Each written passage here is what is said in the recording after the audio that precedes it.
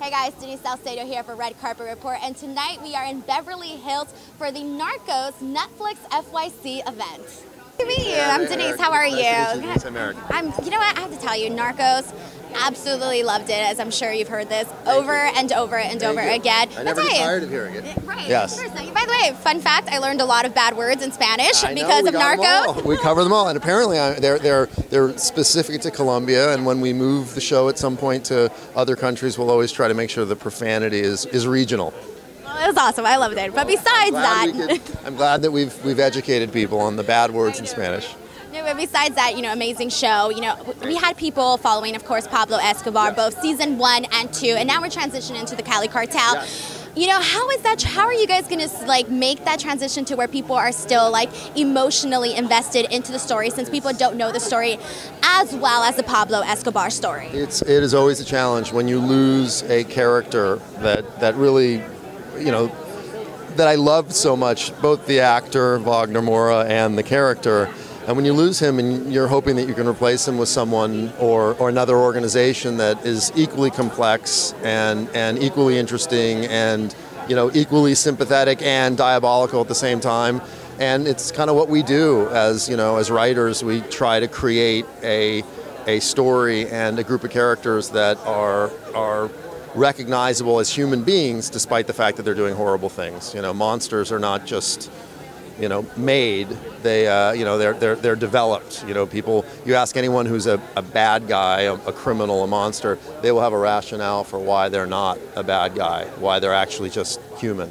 Exactly. That was one of the things that a lot of people, I think, liked Pablo more, because you loved him, but you're like, he's doing all these messed up things. How can I actually love him? So now going into that, for you, starting since season 1 and going through this entire journey, what has been the most memorable part for you and taking on this incredible project? And did you ever think it would get such great reception as it did? I'm always hopeful. I never know when something I do is going to work.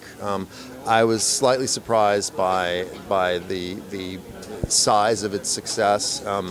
I was very happy that people wanted to see something that I also wanted to see. I tend to make things that I want to see. It's difficult to predict what people are going to like or not like, particularly in the Spanish-speaking world. I had no idea that it would play as well in the Latin world as it did, and I'm thrilled that it did.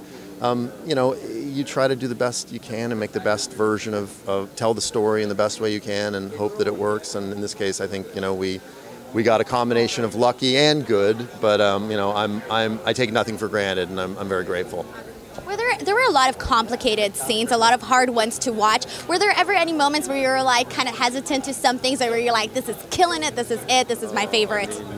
I think that the ending is pretty spectacular, the death of Escobar. Our goal was always to invest in that character and allow an audience to connect with him in a way that his death would bring complex emotions.